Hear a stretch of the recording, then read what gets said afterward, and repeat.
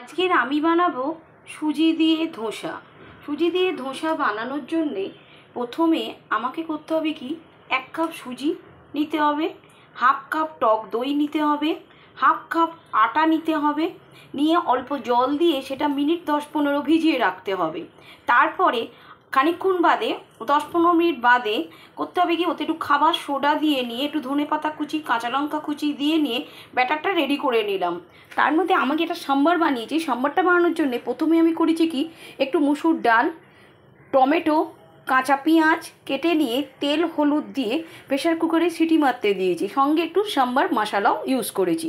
তারপরে এটা ভালো করে সেদ্ধ হয়ে যাওয়ার পরে আমি এটাকে একটু সাম্বার দিয়েছি। সাম্বার মতলব এখানে দিয়েছি কি না, আমি একটু সর্ষে, শুকনো লঙ্কা, কারি পাতা ফোড়ন দিয়ে সাম্বারটাকে ঢেলে দিয়েছি।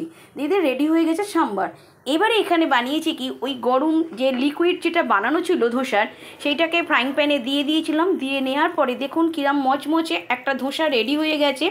এটা কিন্তু যথেষ্ট ক্রিস্পি হয়েছে এবং খুবই সুন্দর খেতে হয়েছে।